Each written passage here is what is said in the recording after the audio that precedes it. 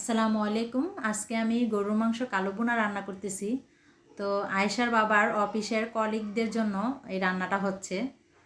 ওদের অফিসের একটা জিনিস আমার কাছে খুব ভালো লাগে যে এক এক দিনে এক এক রকমের রান্না এক একজনে রান্না করে নিয়ে যাবে। তো একজনে রান্না করে নিয়ে গেলে সবাই মিলেমিশে খায়। তো আজকে আমি আয়েশার বাবাকে রান্না করে দিচ্ছি গরুর মাংস কালো ভুনা। তো এটাই ওরা সবাই মিলে শেয়ার করে খাবে। তো আজকে আমার রান্নাটা দেখতে কেমন হয়েছে কালো ভুনা অবশ্যই কিন্তু কমেন্টে জানাবেন। তো এইখানে আমি একটা হটপটে দিয়ে দিচ্ছি রান্নাটা যেন গরম থাকে। তো অবশেষে আয়েশার বাবা অফিস থেকে চলে আসছে। আসার পর দেখি আয়েশার বাবা রসমালাই নিয়ে আসছে।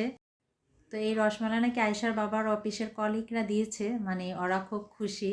রান্নাটা খেয়ে খুব মজা প্রশংসা করেছে। রসমালাইটা মাশাআল্লাহ অনেক মজা হয়েছে। বলে না কষ্টের ফল বিফলে যায় না, আমি অনেক কষ্ট করে রান্না করেছি, তো হয়তো তার জন্য আমার মিষ্টি খাওয়া হয়ে গেল। আজকের মতন বিদায় নিচ্ছি। আল্লাহ হাফেজ।